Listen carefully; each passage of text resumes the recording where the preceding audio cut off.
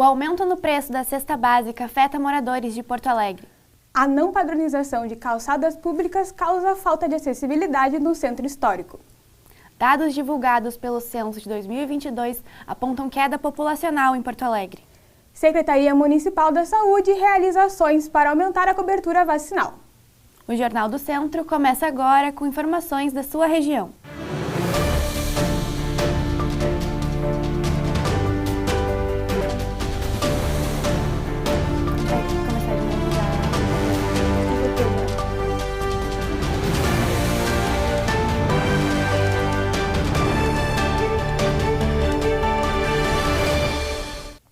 Porto Alegre registrou a maior alta no custo mensal dos alimentos em abril, chegando a 5% a mais em comparação a março. O preço da cesta básica também subiu em 14 das 17 capitais brasileiras analisadas pelo DIEESE.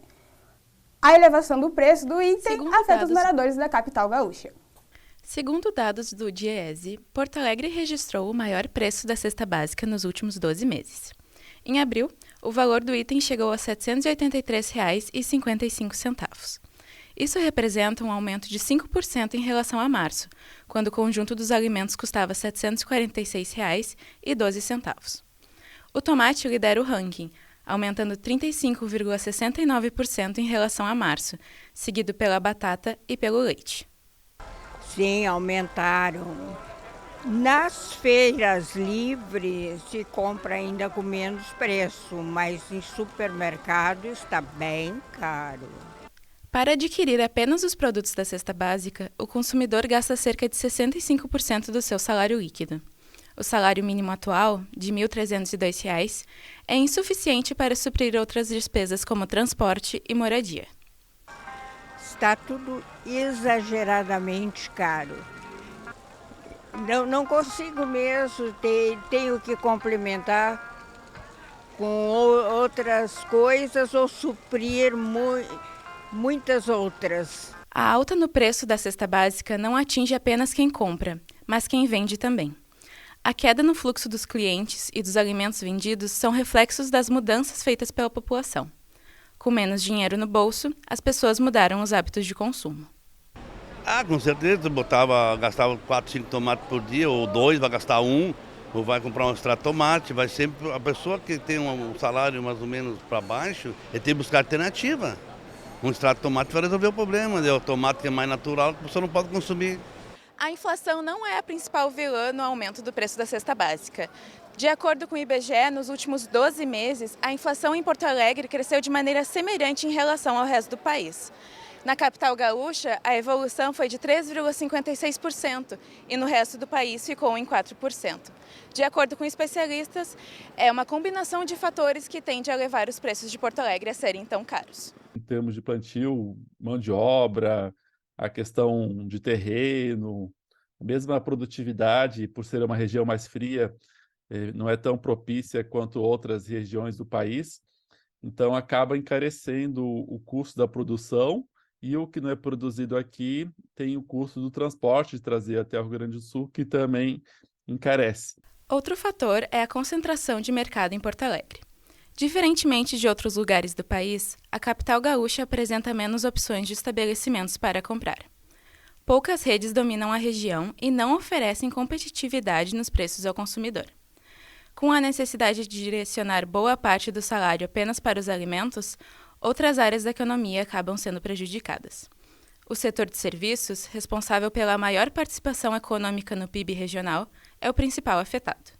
Então, se você ficar muito travado os gastos nos alimentos, né, então você consegue gerar menos economia, e uma vez que você gira menos a economia através do setor de serviços, acaba empregando menos pessoas, então tem essa roda negativa, né, de dinâmica econômica. Foi divulgada hoje pelo IBGE as taxas de desemprego do primeiro trimestre de 2023. O primeiro trimestre de 2023 se encerrou com um aumento no desemprego no estado. A taxa passou de 4,6% no último trimestre de 2022 para 5,4% no início deste ano, segundo dados divulgados pelo IBGE. Com isso, o total de pessoas desocupadas no estado subiu para 337 mil. Apesar deste aumento, a taxa é menor que a apresentada no mesmo período do ano passado, quando ainda era possível sentir o impacto da pandemia no mercado. De maneira positiva, a taxa é a segunda menor da série histórica, que se iniciou em 2012, quando o desemprego foi de 5,3% no primeiro trimestre.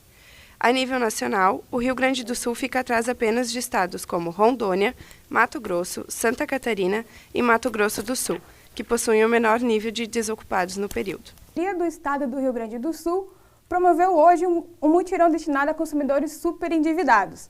A ação está relacionada ao programa Renegocia, do governo federal, e tem como objetivo a negociação de débitos e a conscientização sobre um consumo responsável.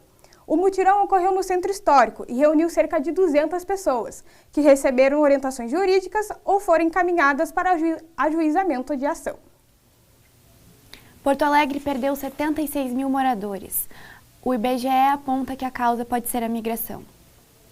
Porto Alegre é a quinta cidade do Brasil que mais perdeu habitantes desde 2010. Segundo o IBGE, a capital sofreu uma queda de 5,4% de população. Apesar de chocantes, os dados não foram uma surpresa na Secretaria Municipal do Meio Ambiente, Urbanismo e Sustentabilidade. Para Porto Alegre, não foi uma surpresa essa redução populacional.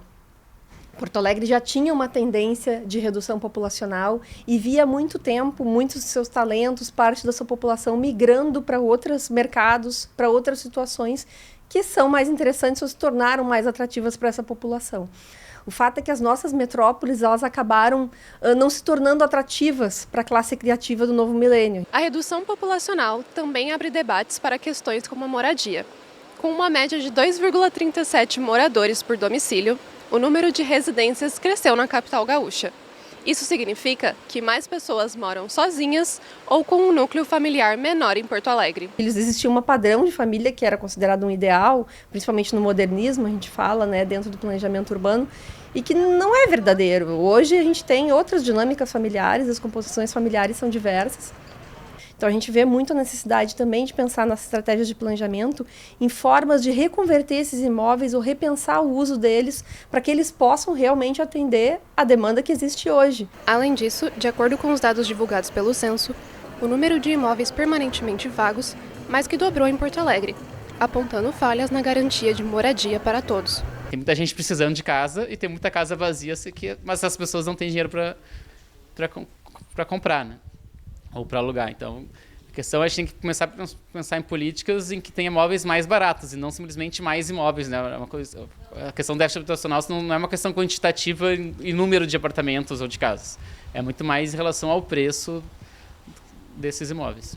Em 2021, a Prefeitura de Porto Alegre aprovou o plano de reabilitação do Centro Histórico com o objetivo de atrair novamente a população para o bairro. Aliado ao plano diretor, os dois projetos lideram as mudanças ligadas ao planejamento urbano na capital. A compra de imóveis para habitação de interesse social é apontada como uma das soluções para o alto valor do metro quadrado no centro. Quero voltar para o centro, quero morar aqui. E eu tenho fé que ele vai se revitalizar, vai melhorar e as pessoas vão voltar a residir no centro. A Prefeitura apresentou hoje o modelo de demolição do esqueletão. A implosão total do prédio foi descartada. O edifício Galeria 15 de Novembro, mais conhecido como Esqueletão, será demolido de forma mista. A informação foi divulgada pela Prefeitura hoje em coletiva de imprensa. De acordo com o plano, os 9 andares superiores serão demolidos manualmente e o restante será implodido. A implosão total foi descartada pelo risco de segurança aos prédios do entorno, além do tamanho do terreno, que não comportaria a quantidade de escombros. Inacabado desde a década de 1950, ainda não se sabe o que será feito com o espaço após a demolição do esqueletão. O custo estimado da operação é de 3,9 milhões de reais, com tempo previsto de 4 meses. Veja a seguir, com números da vacinação contra a gripe em baixa, a Secretaria Municipal de Saúde trabalha para atingir 80% de cobertura. Reformulação nas contribuições do IP Saúde impacta a vida de servidores públicos.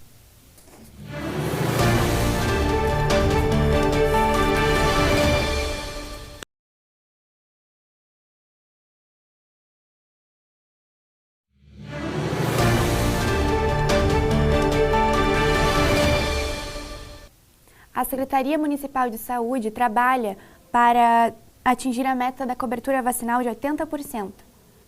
As estratégias são manter a unidade de saúde atendendo além do horário comercial e aos finais de semana, e também a promover ações em escolas. Segundo dados da Secretaria de Saúde do Estado, o número de vacinados contra a gripe vem diminuindo desde 2020, quando 93,5% da população-alvo foi imunizada. Em 2021, a cobertura vacinal ficou em 79% e chegou a apenas 65% no ano passado. Os números de Porto Alegre também estão em queda nos últimos anos, e a baixa procura se repete em 2023. Até o momento, 48% do grupo prioritário foi vacinado na capital. Fazem parte desse grupo idosos, trabalhadores da saúde, gestantes, puérperas, crianças e povos indígenas. A vacinação contra a gripe influenza começou em 10 de abril e deveria encerrar em 31 de maio. Como há doses disponíveis e 52% dos grupos prioritários não estão imunizados em Porto Alegre, a campanha segue. No Centro Histórico, a Unidade de Saúde Santa Marta é o único local fixo a realizar as imunizações, de segunda a sexta, das 7 da manhã às 9 da noite e aos sábados, das 10 da manhã às 7 da noite. O movimento é baixo no local e não há filas. Das 10 da manhã ao meio-dia de hoje, apenas uma pessoa se vacinou. Não me vacinei, porque eu me vacinei antes, teve antes as vacinas da gripe, da vacinação, da Covid, senti os sintomas, aqueles desconfortáveis. Hoje eu não me vacinei e não me aconteceu nada. Infelizmente ainda não, mas era uma pretensão ainda se vacinar durante esse ano, que é muito importante, né, a vacinação. Contudo, foi mais uma dificuldade assim, de tempo, assim, conseguir garantir um dia para ir até o posto de saúde. Enfim. Sim, eu faço vacina todos os anos de tudo que parece. E tem muita fake news aí de vacina, então eu faço tudo que parece. E estou sempre bem, sem problemas. E vou fazer mais, inclusive, se aparecer. Em geral, o próprio Ministério indica que a gente tenha pelo menos 80% do nosso grupo prioritários vacinados, né? Então, a gente já tem uma meta pré-estipulada do Ministério e vamos acompanhando as coberturas. A gente já viu que a gente teve um aumento das coberturas vacinais desde que se iniciaram a vacinação aos finais de semana, que é um horário diferenciado para a população. E vamos monitorando através dessa meta. A Secretaria Municipal de Saúde considera que as ações estão tendo um resultado positivo. Em 5 finais de semana de vacinação, 10.700 pessoas foram imunizadas, entre gripe e Covid, enquanto o rolê da vacina nas escolas alcançou cerca de 10.000 crianças. O público infantil preocupa as autoridades. Apenas 30% estão vacinados, o menor percentual entre os grupos prioritários.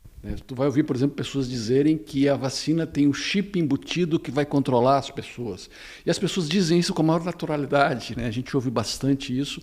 E outras teses assim, que soam absurdas para qualquer pessoa que tem um mínimo de bom senso e ponderação, elas se disseminam, né? E criaram um novo tipo de negacionismo que foi, inclusive, induzido por governantes, por dirigentes governamentais.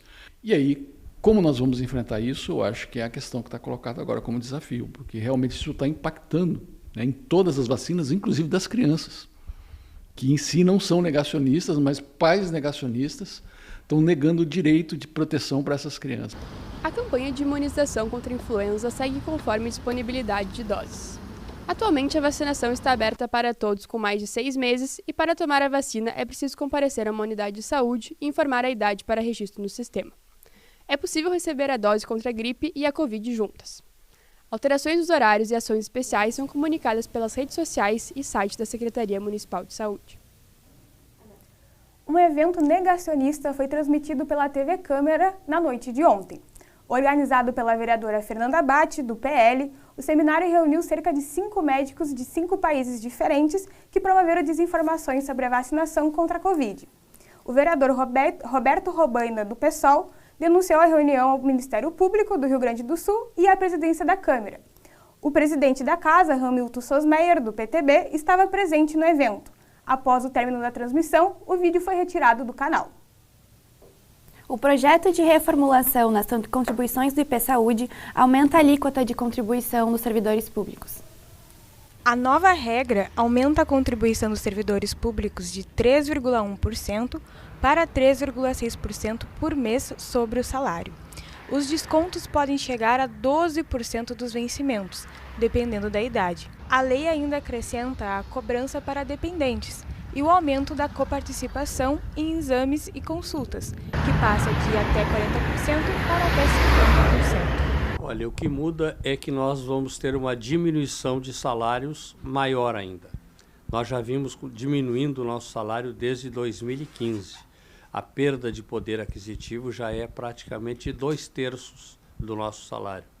E isso tende a se agravar, evidentemente, com o aumento do desconto sem ter nenhum tipo de reposição inflacionária.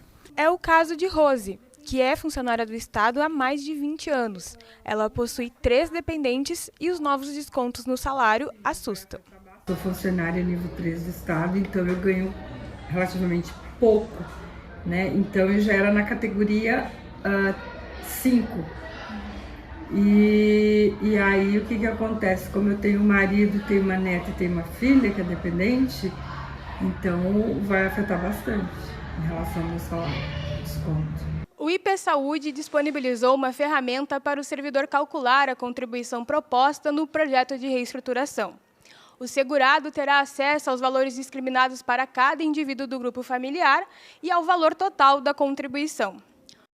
Para entender como funciona a contribuição, imagine um servidor que tenha 60 anos e o salário seja de R$ 3.000. Ele tem 2 dependentes, um cônjuge de 63 anos e um filho de 22 anos. Neste caso, a nova contribuição seria de R$ 596, mas por conta da redução da trava global, que limita o valor total a ser pago em 12% do salário de contribuição do titular, o valor pago diminui para R$ 360. Parece uma pressão justamente para transformar o IP em um fardo para as pessoas, e aí fazer as pessoas irem para ou se não tem dinheiro para pagar um plano, para o SUS, que eu defendo, né? Só que muitas vezes o IP consegue um atendimento mais ágil, né? De alta complexidade, coisa assim. Ou para ir para um plano privado. Eu não, eu acho que a gente tem que manter o IP, tem que manter ele como o nosso plano de saúde, que é acho que o maior aqui do Rio Grande do Sul, né? E eu não pretendo assim, sair do IP. O IP Saúde tem cerca de 1 milhão de segurados, respondendo pela cobertura de saúde de 10% da população do Rio Grande do Sul. Segundo cálculos do governo do estado, o Instituto teria um rombo no orçamento, com déficit anual alcançando 432 milhões. Mas nós entendemos que ainda há outras inconstitucionalidades dentro do projeto. E nós estamos estudando com todo cuidado para, no tempo devido, nós estamos avaliando a oportunidade da gente questionar alguns aspectos que nós julgamos que podem e devem ser questionados. Com as mudanças, o governo projeta arrecadar 720 milhões a mais por ano. O Piratini acredita que os recursos poderão ser usados para cobrir o déficit do IP Saúde e reajustar os pagamentos a médicos, hospitais e laboratórios credenciados. Veja a seguir. A falta de acessibilidade causa transtornos no centro de Porto Alegre. Em 10 anos da regularização do casamento homoafetivo no Brasil, o número de uniões quadriplicou no país.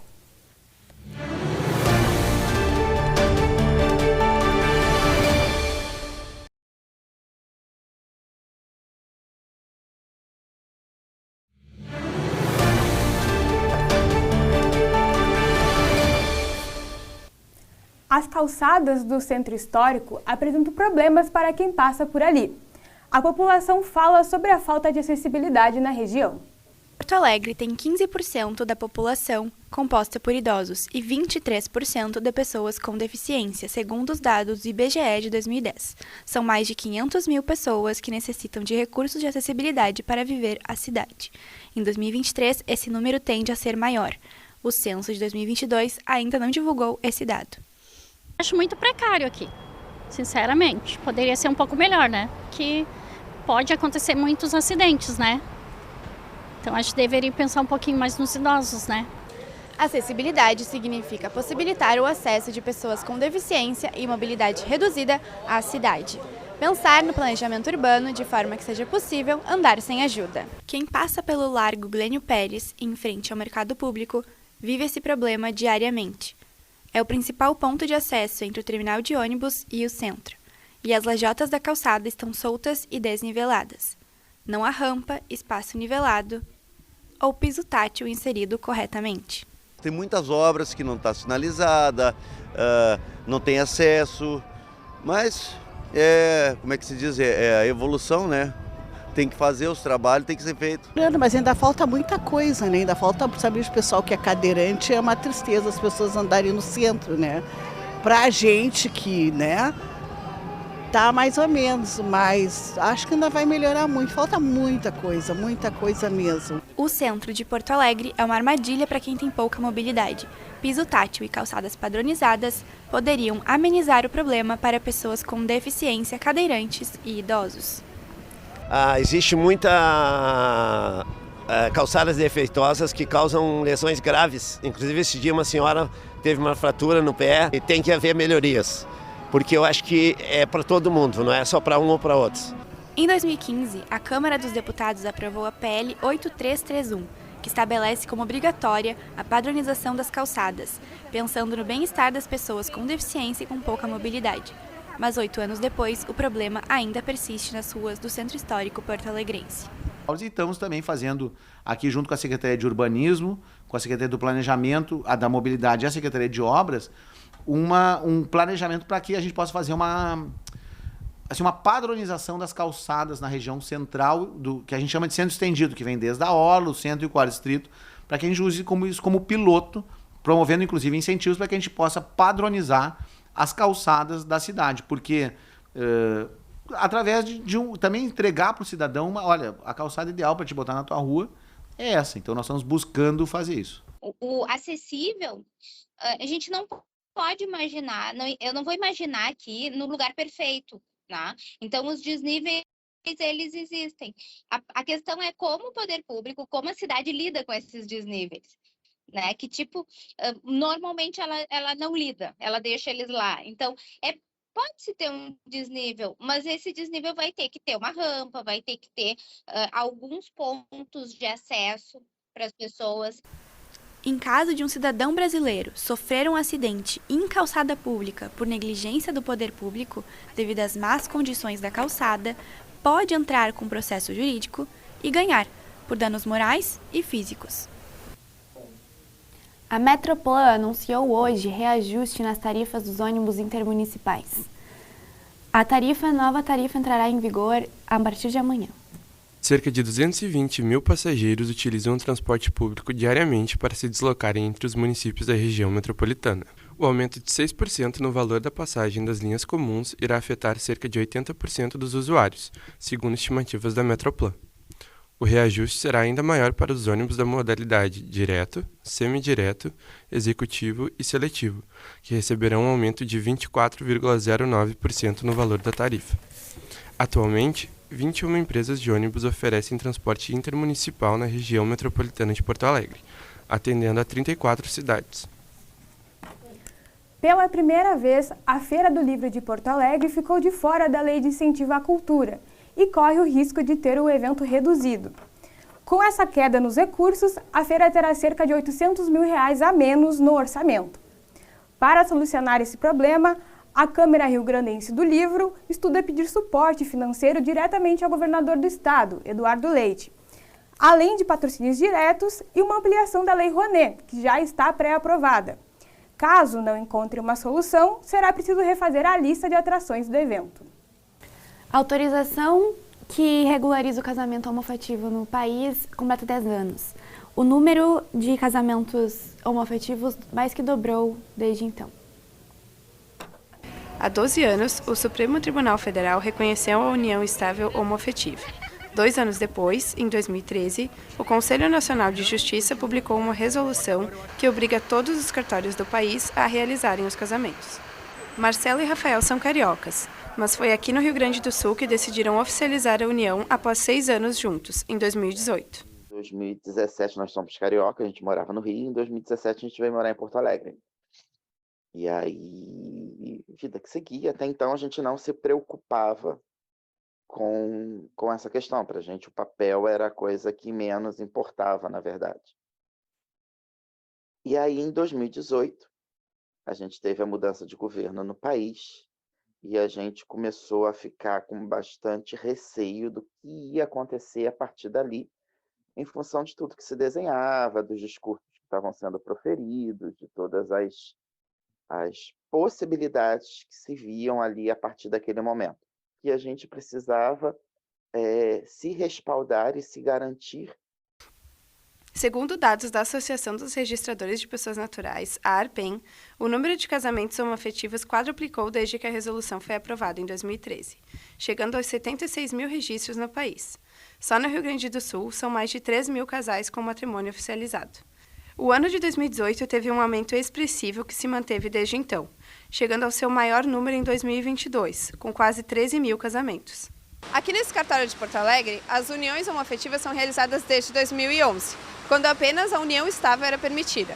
A partir de 2013, os casais que desejam podem alterar o status de união estável para casamento, sem que seja necessária uma autorização judicial. Que encaminhamos a primeira cerimônia em dezembro, em 9 de dezembro de 2011, com o aval do Ministério Público, e assim fizemos a primeira cerimônia do Brasil no ano de 2011. Em 2013, houve a resolução 175 do ministro então Joaquim Barbosa, assinado pelo ministro, que então pacificou essa matéria. Porque até então os casais procuravam os cartórios e muitos, ainda falta legislação específica, porque não estava positivado, não tinha nenhuma orientação que realmente após esse julgamento do STF, se teria uma autorização. Muita gente acabou sendo motivada a esse fato justamente por aquelas questões, entendeu? Era uma insegurança e a gente realmente não sabia o que ia acontecer ali para frente. Então aí a gente, e acredito que outros casais tenham sido motivados da mesma forma, entendeu? O presidente da CBF, Edinaldo Rodrigues, confirmou durante a Copa do Mundo Feminina que caso o Brasil vença a disputa para ser a sede do torneio em 2027, Porto Alegre será uma das cidades sede, podendo ter jogos tanto no estádio Beira-Rio quanto na Arena do Grêmio. O dirigente ressaltou que a capital gaúcha já possui estrutura para receber o torneio, já que recebeu a Copa do Mundo em 2014. O anúncio do país selecionado pela FIFA acontece em maio do ano que vem. O Jornal do Centro fica por aqui. Até amanhã. Boa noite.